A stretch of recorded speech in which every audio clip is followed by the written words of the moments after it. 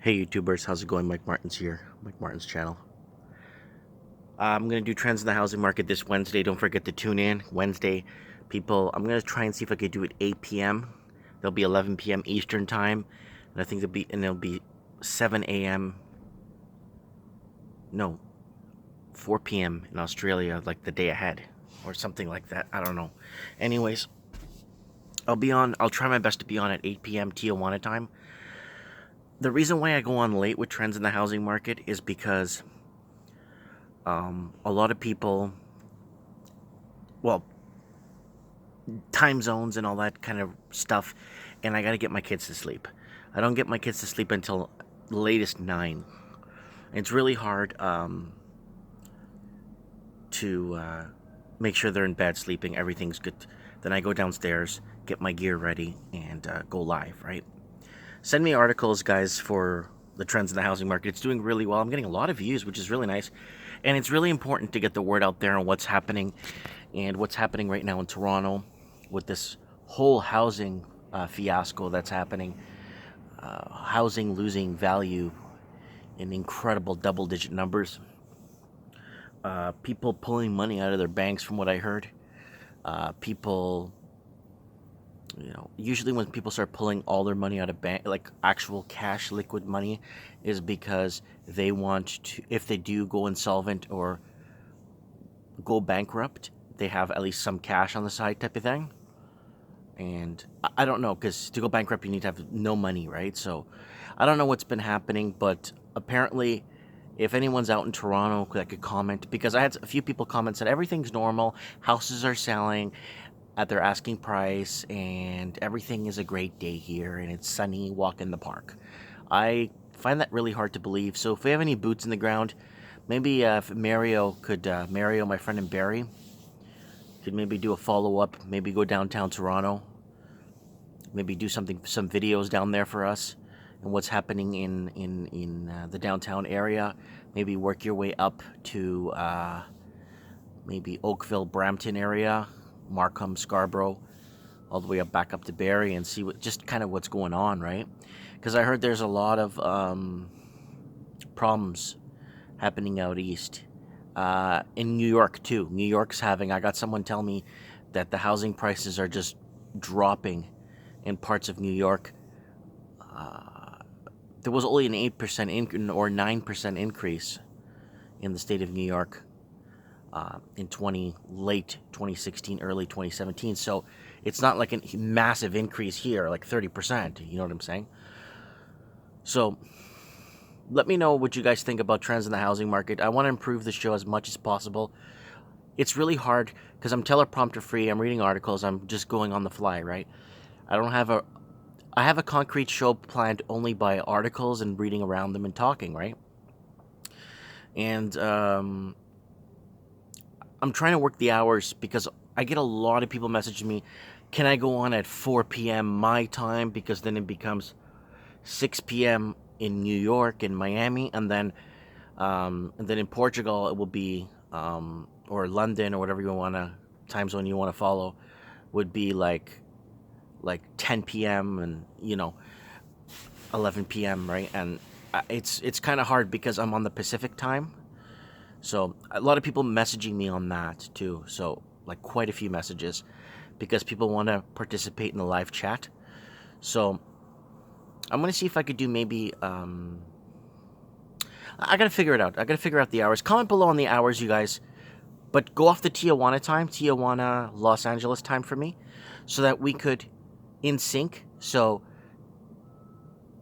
don't tell me what time you want to watch the show in your area. Tell me what time you want to watch the show in my area.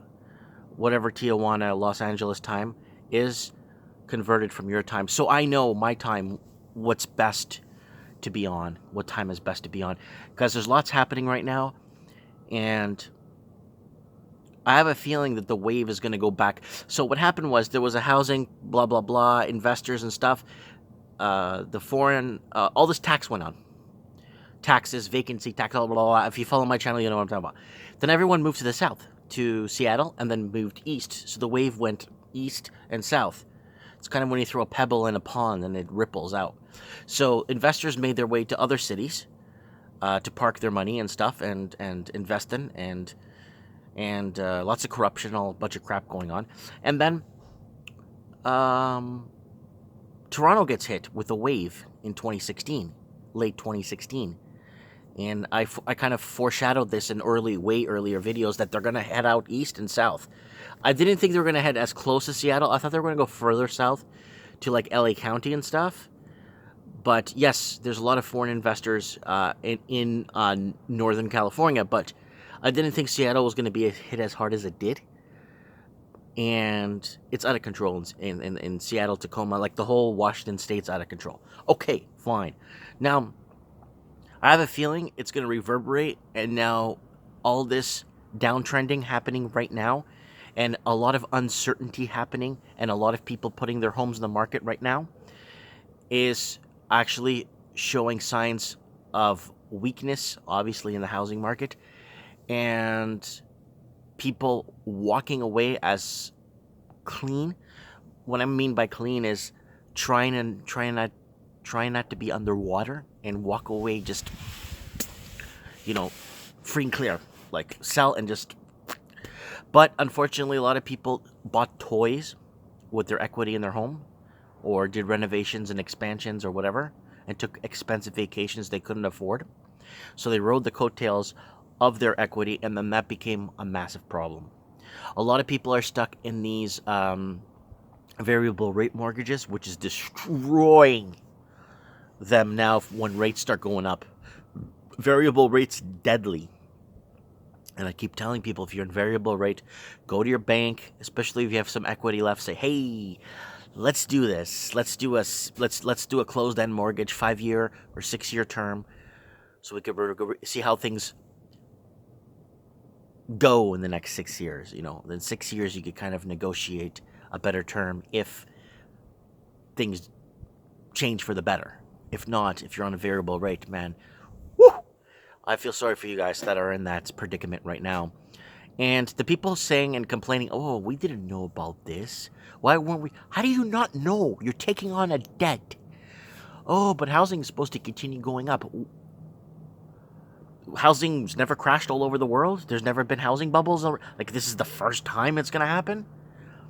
So you got a lot of young couples that bought in, a lot of millennials that bought in, that forgot what happened in 2007. If you were born in 2000, if you were born in the year 2000, you should, well, 2000 is too early. Let's say 1995 and up, you should know what happened in 2007. Anyways, I'm just putting things out there. I'm going to do some trends on Wednesday, trends in the housing market. Let me know what time I should do it, like Los Angeles, Vancouver, Tijuana time, whatever, Pacific time. Let me know what time you guys want me on, because a lot of people are telling me they want to participate in the live chat and contribute and just discuss between each other. Because I think it was 109 people commenting last time, but the thing is, the chat was moving too fast, right? So we'll see if we could find a way to slow it down or something. Anyways, thanks for watching, guys. Send me articles. I got a few from Down Under recently that are pretty good. I got one from New Zealand. I got another one from, I keep getting them in now from London. Because once that whole 179,000 empty homes in England, scary as, it's so scary to hear things like that. And then all these people sleeping on the streets, I'm not saying housing must be a right, but if you're working 3 jobs just to cover your rent, there's something wrong. And I'm afraid that people are being brainwashed and massaged into believing that, well, that's just how it is. I gotta work 3 jobs just to cover my rent. And people need to wake up and realize that no. 20 years ago, when things were actually decent, you could work a part-time job, pay your rent and your car payment, and, well, you won't have a car payment because 20 years ago, you wouldn't be financed. You would have just bought your car outright like normal people did. Or they'd buy a car they could afford from a neighbor that's got one for sale to get them started. They wouldn't buy something they couldn't afford to pay. Anyways, just here on my patio here, enjoying the clear sky. And I did the whole thing too. I left the whole city. I left the city. I couldn't live in the city anymore. And I had some friends that went down to the coast over the weekend from here. They went down to the coast and they came back and they're like, I don't want to go there anymore. It's like, but they had to go for business. Anyways, comment below. Let me know what you guys think. Thanks for watching.